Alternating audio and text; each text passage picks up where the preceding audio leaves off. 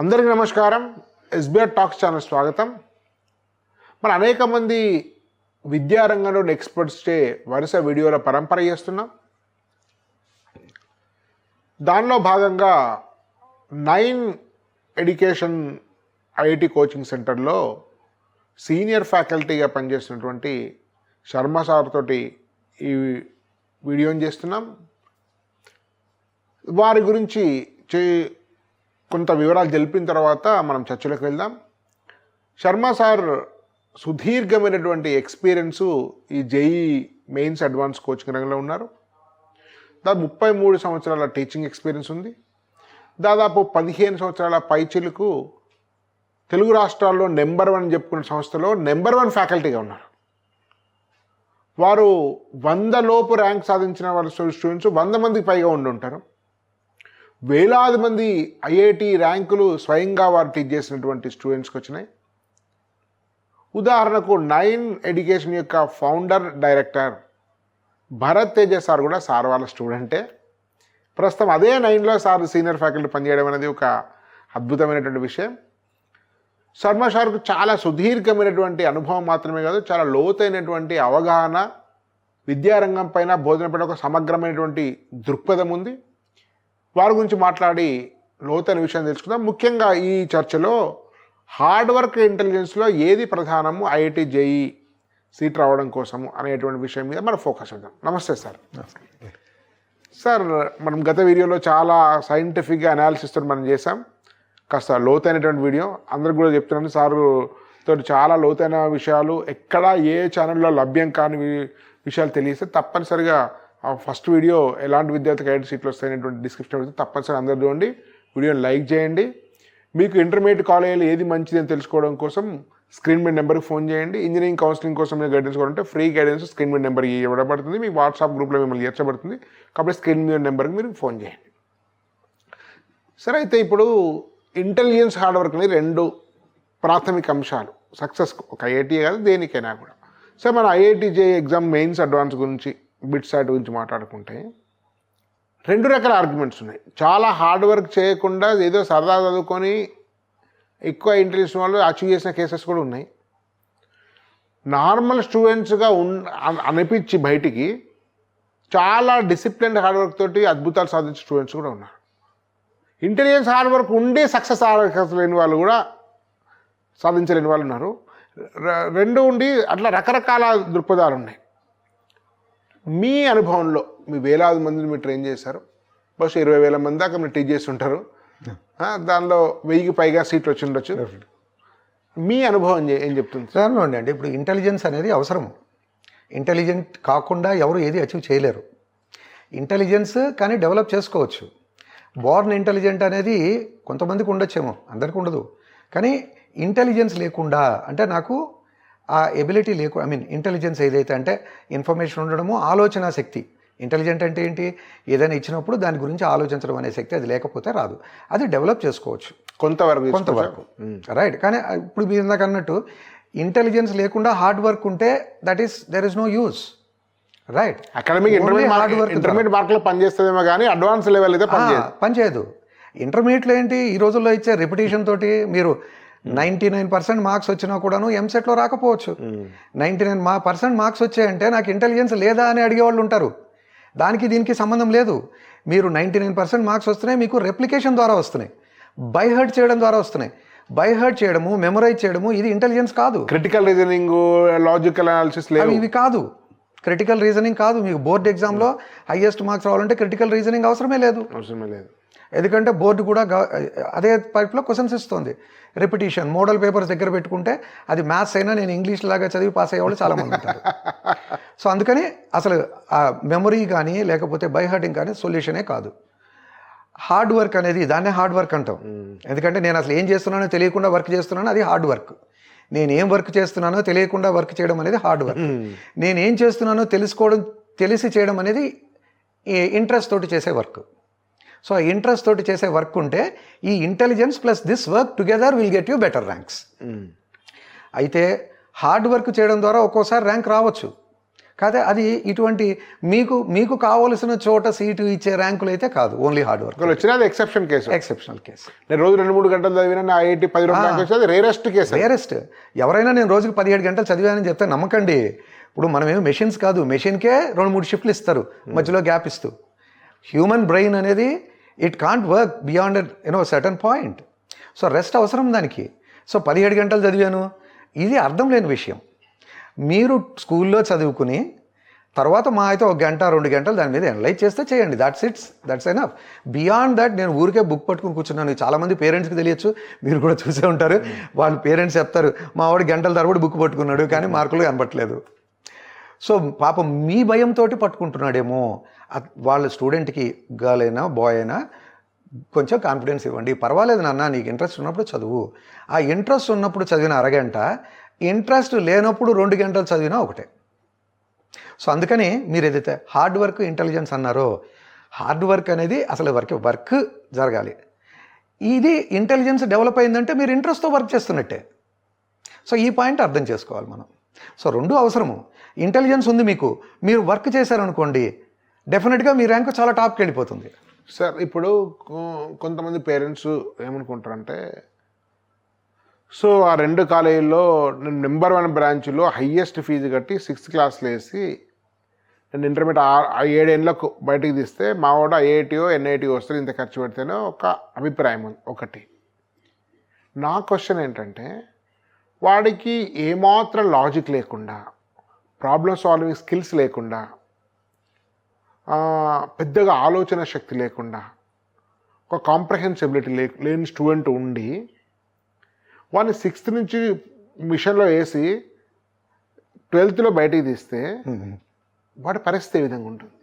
చాలా. ఇప్పుడు అతనికి ర్యాంక్ వచ్చినా కూడా ఎనాలిటికల్ ఎబిలిటీ అంటే అది మెమరీ బేస్ ద్వారాను దాని ద్వారా రావడానికి ఒక పాసిబిలిటీ ఉంటుంది. అది రైట్ ఉంటుందంటారా? నిజంగా ఐక్యూ, క్రిటికల్ ఎబిలిటీ, ప్రాబ్లమ్స్ అన్ని లేకుండా వస్తుందంటారా 7 ఏళ్ళ వర్క్ తోటి?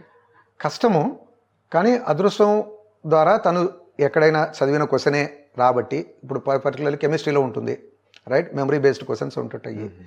అలాగే మ్యాథ్స్లో రైట్ అతను నెంబర్లే కదా, ప్రాబబిలిటీ ఉంటుంది కొత్తను. ఒక్కోసారి తను పెట్టిన అదృష్టం రావచ్చు. వెరీ రేర్లీ చూస్తుంటాం. అసలు అంతవరకు వీకెండ్స్లో ఎప్పుడు కనపడ్డు. 3000 ర్యాంకు 4000 ర్యాంకు వచ్చిన సందర్భాలు రేర్లీ ఉంటాయి. సరే, దాన్ని మనం అనలైజ్ చేసే ఉపయోగం లేదు. ఎందుకు వచ్చింది అంటే అసలు వాడిని మీరు పిలిచి అడిగారు, చేయలేము. వాడిని పిలిచి మీరు అడిగారు అనుకోండి, వాడు ఎందుకు చెప్తాడు? నాకు ఊరికే టిక్ పెట్టడం ద్వారా వచ్చిందని చెప్పరు కదా ఎవరు. సో అందుకని దాని అనాలిసిస్ అనేది పాసిబుల్ కాదు. కానీ ఫ్యాక్ట్ ఏంటి, ఇన్ని వేల మంది స్టూడెంట్స్ని ఇన్ని 100 ర్యాంకులను చూసిన తర్వాత వచ్చిన కంక్లూజన్కి ఏంటంటే, ఈ ఇంటెలిజెన్స్ లేకుండా ఐఐటి దాంట్లోకి రావు. మీకు ఇంటెలిజెన్స్తో పాటు వర్క్ కూడా యాడ్ అయితే మీ ర్యాంకులు బెటర్ అవుతూ వెళ్తాయి. ఇంటెలిజెన్స్తో పాటు వర్క్. నాకు ఇంటెలిజెన్స్ లేకుండా నేను హార్డ్ వర్క్ చేయిస్తున్నాను అనే ఒక భ్రమలో ఉంటే ఇమ్మీడియట్గా దాని నుంచి బయటపడడం బెటర్. అది ఫాల్స్ నోషన్లోకి వెళ్ళొద్దు. మార్కులు కనబడుతున్నాయి, సంతోషించండి. కానీ ఎందుకు వస్తున్నాయి? వాళ్ళ వర్క్షీట్ అడుగుతాం. మీకు ఒక విషయం చెప్తాను నేను. క్వశ్చన్ పేపరు ఆన్సర్ చేసిన తర్వాత we take their worksheet as well. అంటే నువ్వు ఎగ్జామినేషన్లో కూర్చున్నప్పుడు ఆ క్వశ్చన్ ఎలా సాల్వ్ చేసావు, నాకు అది that tells the complete story. నాకు మంచి మార్కులు వచ్చాయి కానీ నా వర్క్షీట్ లేదు అక్కడ. దాని అర్థం ఏంటి? ఫ్లూక్లో పెట్టావు. అంటే అది స్టూడెంట్ క్రైమ్ కాదు. చాలామంది ఏం చేస్తారంటే పాపం చేయడానికే ప్రయత్నం చేస్తారు బిగినింగ్, కానీ గ్రాడ్యువల్గా దాని నుంచి స్కిప్ అవుతారు. ఏమో నాకు మార్కులు కనపడకపోతే ఎట్లా, అందుకని నేను పెట్టేస్తాను. సో అందుకని ఏం చేస్తాము, we take their work sheet as well. అరే నాన్న నువ్వు ఏం చేసావో నాకు కూడా తెలుస్తుంది కదా, ఏం మిస్టేక్ చేసావు. సమ్టైమ్స్ మిస్టేక్ చేయడం ద్వారా కరెక్ట్ ఆన్సర్ రావచ్చు. 3 4 15 అని రాశాను నేను, కానీ అది 15 ఇస్ ద కరెక్ట్ ఆన్సర్. కానీ నేను 3 4 నేను చెప్పింది కరెక్ట్, నేను చేసింది కరెక్ట్ కాదు, కానీ నాకు వచ్చిన తప్పు ద్వారా వచ్చిన రిజల్ట్ కరెక్ట్. సో అది పేపర్ మీద నాకు తెలుస్తుంది కదా, నేను కరెక్ట్ చేయొచ్చు వాడిని రేపు పొద్దున ఫైనల్లో అది రాకుండా. సో ఈయనే అనమాట అంటే ఎన్ష్యూరింగ్ సక్సెస్. సో నా పాయింట్ ఏంటంటే సార్, ఇక్కడ 2 లెవెల్లో మనం మాట్లాడుకుందాం. ఇప్పుడు 6th క్లాస్లో ఒక ఐఐటి ఫౌండేషన్ అంటున్నారు, ఆ మార్కెట్ శక్తులు తయారు చేసేది అవసరమా లేదా అది వేరే చర్చ. కానీ 5th క్లాస్ యొక్క స్టూడెంట్ను ఇంట్రెస్ట్ను ఫైండ్ అవుట్ చేసి వాడి సామర్థ్యాన్ని అసెస్ చేసి రియల్గా ఈ ఐఐటి ఫౌండేషన్ వీడికి అవసరము లేదు అనే పరిశీలన టెస్టింగ్ ఉండి వీడు కొంత చేయగలుగుతారని టెస్టింగ్ ద్వారానే వేస్తే మంచిది అని నా పర్సనల్ అభిప్రాయం. మీరు కరెక్ట్ చేయండి తప్పైతే. ఒకటి 10th క్లాస్ అయిపోయిన తర్వాత మా వాడిని నెంబర్ 1 చైనా, రష్యా, ఫ్రాన్స్ బ్రాంచ్లు వచ్చినాయి కదా, అట్లాంటి వాటిలో 4 లక్షలు కట్టేస్తాను తీసుకోమని దానిలో వేసి ఫలానా బిల్డింగ్ ఉన్న పేరు దానిలో చేస్తే ర్యాంకులు వస్తాయనే భ్రాంతితోటి వాడి సామర్థ్యం పేరెంట్ తెలుస్తుంది, టీచర్ తెలుస్తుంది. పేరెంట్కి ఎంత కాదనుకో వాడు ఎంతవరకు ఆలోచన శక్తి ఇవ్వగలుగుతారో తెలిసిపోతుంది. ఇప్పుడు ఉదాహరణ ఒక కారు తీసుకుంటే, ఒక ఆల్టో కార్ తీసుకుంటే 100 పోతాయి, 120 పోతాయి, 160, 280 అయితే నడిపితే కారు పాడైపోతుంది, కారు పగిలిపోతుంది. రిస్క్ కూడా, లైఫ్ రిస్క్ కూడా. సో ప్రతి దానికి కూడా ఒక లిమిటేషన్ ఉంటుంది ప్రతి ఇంజన్కి. వాడి బ్రెయిన్ కూడా వాడి యొక్క హ్యూమన్ లిమిట్ అనేది కొంత ఉంటుంది. అది చూసుకోకుండా అడ్వాన్స్ బ్రాంచ్ చేసి 2 సంవత్సరాల సిలబస్ను ఫస్ట్ ఇయర్లే కంప్లీట్ చేసే బ్రాంచ్ చేసి మొత్తం ఆ స్పీడ్ వాని యొక్క సామర్థ్యానికి సంబంధం లేని స్పీడ్లో వెళ్ళడం వల్ల ఈ 2 స్థితుల వల్ల నాకు తెలిసి ఈ మార్కెట్ శక్తులు జనరేషన్ను నాశనం చేస్తున్నాయి. స్టూడెంట్స్ డిప్రెస్ అయ్యడానికి కారణమవుతున్నాయి. వాడు ఎందుకు పని రాకుండా పోతున్నారు. ఇప్పుడు 50 కిలోల బరువు ఎత్తే కెపబిలిటీ మనం ఆ కండరాలకు ఉంటే 150 కిలోల బరువు ఎత్తే వాడు ఎందుకు అక్కడ కింద కింద పడిపోయి కాళ్ళు విరిగిపోతుంది. ఈ ట్రెండ్ మీద మీ అభిప్రాయం ఏంటి? ఇది కరెక్ట్ కాదండి. కాకపోతే ఏంటంటే ఇప్పుడు ఏదైనా ఇన్స్టిట్యూషను వాళ్ళ ప్రోగ్రామ్స్ని నేను ఇది ఇస్తున్నాను, దీని ద్వారా ఇన్ని వస్తున్నాయనే ప్రాపగాండా కూడా చేస్తున్నారు. అది సో ఆ ప్రాపగాండా కానీ ఆ పబ్లిసిటీ కానీ ఏదైతే ఉందో అది పేరెంట్స్ మైండ్లో కొంత ఆశ క్రియేట్ చేస్తుంది. మా వాడికి శక్తి లేకపోయినా కూడాను ఇందులో కాన్స్టెంట్గా పెట్టడం వల్ల అవుతాడేమో అనే దాంతో సో అది కొంచెం నష్టం కలగజేస్తుంది. ఒకవేళ అచీవ్ చేసినా ఒక రకంగా నష్టం ఉండొచ్చు. ఇందాక అనుకున్నాం, అంటే ఇంతకుముందు జరుగుతుంది డిస్కషన్. ఐఐటీస్లోకి వెళ్ళినా కూడా వాళ్ళు డిప్రెషన్లోకి ఎందుకు వెళ్తున్నారు? ఈ పాయింట్ పేరెంట్ ఆలోచించాలి. మా అబ్బాయికి ఐఐటీ ర్యాంక్ వచ్చేసింది, అది దేని ద్వారానైనా కానీ. ఐఐటీలోకి వెళ్ళిన తర్వాత కూడా డైలమాలోకి ఎందుకు వెళ్తున్నాడు, డిప్రెషన్లోకి వెళ్తున్నాడు? ఎందుకంటే నాలెడ్జ్ ఉన్నవాడు కదా, ఆలోచించగలగాలి కదా, ఆలోచించట్లేదు అంటే మీరు కరెక్ట్గా దాన్ని ఇవ్వలేకపోయారు. అదొకటి. సో అది పేరెంట్ గమనించుకోవాలి. ఏ ప్రోగ్రాంలో పెడుతున్నాను నేను, బలవంతంగా రుద్దుతున్నానా అని.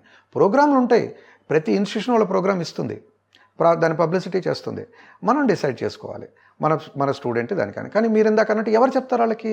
టీచర్లు చెప్పగలగాలి, చుట్టుపక్కల ఉండే అంటే మదర్ కానీ ఫాదర్ కానీ లేకపోతే సిస్టర్ కానీ బ్రదర్ కానీ ఎవరైనా చూసి చెప్పగలగాలి.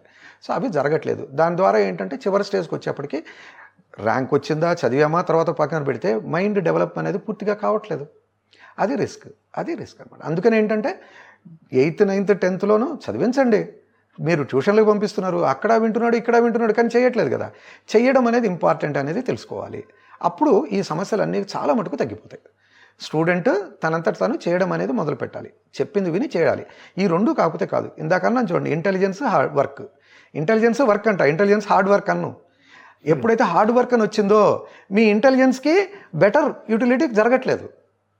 Intelligence with work, interested work, that takes you anywhere. Intelligence with hard work, it's wonderful, takes you to the top most rank. Intelligence లేకుండా అంటే ఏం చేస్తున్నానో తెలియకుండా చేసే వర్క్ హార్డ్ వర్క్ అంటారు. సో ఇది కరెక్ట్ కాదు. సో దీని నుంచి బయటపడాలి. దానికి ఎవరు చెప్పాలి అంటే ఇదే ఆ టీచర్స్ చెప్పగలగాలి. కానీ ఏ టీచర్ అయినా కూడా ఏ ఇన్స్టిట్యూషన్లో ఉన్నవాళ్ళు వాళ్ళ ప్రోగ్రామ్స్ గురించే మాట్లాడతారు. సో అందుకని అటువంటి దాన్ని ఎక్స్పెక్ట్ చేయకండి. మీరు తీసుకెళ్ళి ఒక దగ్గర పెడుతున్నారు, ఈ క్యాంపస్లో టాప్ ర్యాంక్స్ వచ్చాయి, కానీ ఆ క్యాంపస్లోంచి టాప్ ర్యాంక్స్ వచ్చాయి ఎన్ని వచ్చాయి? ఏ పద్ధతి అడాప్ట్ చేయడం ద్వారా వచ్చాయి? అంటే ర్యాండమ్ శాంపిల్ కాదు కదా, టాపర్స్ అందరిని తీసుకొని ఒక బ్రాంచ్లో పెట్టిన తర్వాత ర్యాంకులు వస్తాయి కదా. ఎగ్జాక్ట్లీ అది.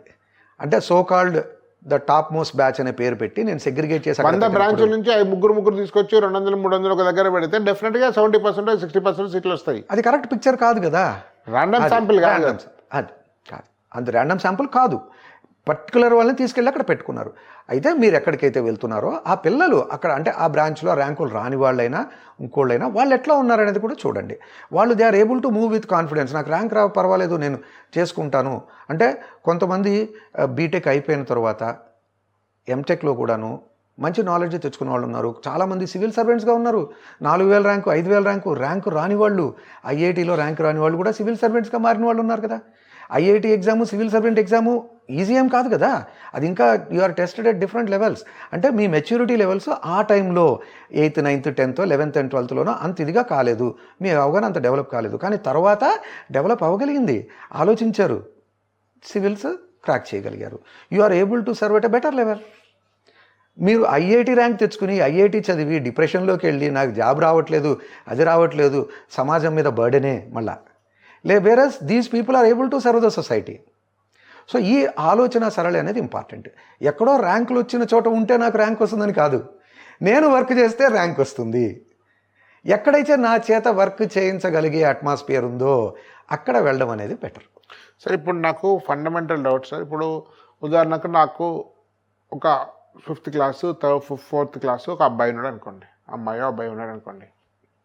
నా లక్ష్యము ఒక ఇండియన్ టిపికల్ మిడిల్ క్లాస్ పేరెంట్గా అవునండి, నా పిల్లలకు ఒక మంచి ఇంజనీరింగ్ ఎంపీసీకి వెళ్దాం అనుకుంటాను, మంచి ఇంజనీరింగ్ డీసెంట్ ఇంజనీరింగ్ కాలేజ్ చదవాలనుకో, అదే కోరిక నాకు. ఐఐటి బాంబే కానీ ఢిల్లీ కానీ ఇట్లాంటివి మంచి కాలేజ్, ఐఐటియో ఎన్ఐటియో బిట్సో మంచి త్రిబుల్ ఐఎస్ఐయో మరొకటో ఒక డీసెంట్ కాలేజ్ చేయాలని అనుకుంటున్నాను. మంచి జీవితం గడపాలనుకుంటున్నాను. నా పాప బాబు మంచి మెచ్యూరిటీ ఉండాలనుకుంటున్నాను, మంచి ఆరోగ్యం ఉండాలనుకుంటున్నాను, మంచి విలువ ఉండాలని నా కోరిక. ఇప్పుడు నాకు మీరు ఏం సజెస్ట్ చేస్తారు? మా పిల్లల్ని ఎప్పటి నుంచి, ఏ క్లాస్ నుంచి మీరు ఐఐటి సంబంధించిన ప్రిపరేషనో ఫౌండేషనో వాటెవర్ ఏ క్లాస్ నుంచి ప్రిపేర్ చేయించారు? నాకు మీరు ఇచ్చే సలహా ఏంటి? సింపుల్ అండి.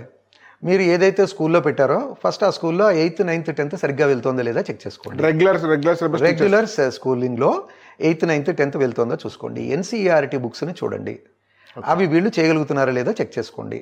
ఆ భాష అర్థమవుతుందో లేదో చూసుకోమనండి. తరువాత మీరు ట్యూషన్లకి పంపించడం అవుతుందనేది కరెక్ట్ కాదు. మీరు స్కూల్లో ఒకటి చెప్తున్నారు, ట్యూషన్లో ఇంకోటి చెప్తున్నారు. ఇది వాళ్ళ మీద బర్డెన్ అనేది అర్థం చేసుకోండి. రైట్?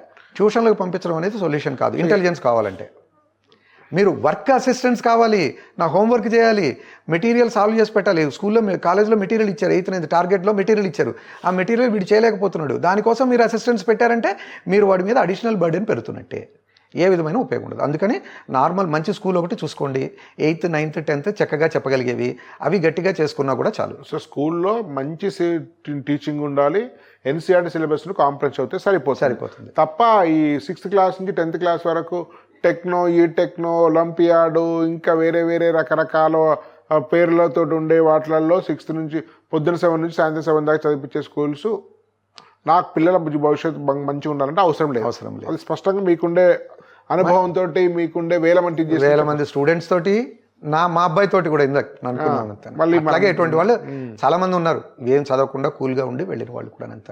అంటే మీరు మీ సెన్సిటివిటీస్ని కోల్పోతున్నారు. ఒకటి మీరు స్కూల్లోను పెట్టి ట్యూషన్లోను పెట్టి ఆ చైల్డ్హుడ్లో ఆ ఎక్స్పీరియన్సెస్ ఏవైతే రావాలో వాళ్ళకి దొరకట్లేదుగా ఆ టైం. ఇప్పుడు ఈ విషయం మన ఇద్దరం మాట్లాడుకున్నాం. ఇప్పుడు మీ బాబు 10th క్లాస్ రెగ్యులర్ స్కూల్ చదువుకున్న, ఫౌండేషన్ లేదు, బిట్స్ పిల్లల్ని చదివారు. ఇప్పుడు నేను కూడా చెప్పాల్సిన అవసరం ఉంది కాబట్టి, మా బాబు కూడా భారతీయ విద్యాభవన్స్ ఇంటర్నేషనల్ స్కూల్లో 10th క్లాస్ వరకు చదివాడు, ఎన్సీసీ ఆడాడు, స్పోర్ట్స్ ఆడాడు, హ్యాపీ చైల్డ్హుడ్ అనుభవించాడు, ఐఐటీలో కంప్యూటర్ సీట్ వచ్చింది. మన ఇద్దరిదే ఒక క్లియర్ ఎగ్జామ్ అండి. అంటే మీరు టీచరు, నేను టీచరు, రైట్? సో అంటే ఒక టీచింగ్ ఒక్కటే కాదు, చాలా మంది టీచర్స్కి ఈ విషయం తెలియదు. అవును, పాపం చిన్నప్పటి నుంచి వాళ్ళు ఇదే అనుకుని ప్రెషర్ పెట్టే టీచర్స్ ఎక్కువ ఉంటారు. అరే మీ అబ్బాయి మీకు రాలేదు అనేప్పటికీ వాళ్ళు ఒక అవమానంలో ఫీల్ అవుతారు. ప్లీజ్ ఫీల్ అవ్వకండి, రైట్? మీరు ఇంటెలిజెంట్ అయి ఉండొచ్చు, మీ అబ్బాయి ఇంటెలిజెంట్ అవ్వాల్సిన అవసరం లేదు. టైం చూడండి, ఇవ్వండి. దాన్ని ఒక ఫాల్స్ దానిగా తీసుకోకండి. ఒక టీచర్ కొడుకు టీచర్ అవ్వాలని ఏం లేదు, అతనికి వేరే స్కిల్స్ ఉండొచ్చు, ఆర్ట్ వర్క్ ఉండొచ్చు, డ్రాయింగ్ ఉండొచ్చు, ఏదైనా ఉండొచ్చు. సో పండిత పుత్ర పరమసుంట ఇది పాపం ఉపయోగించకండి, చాలా టెన్షన్ ఫీల్ అవుతారు.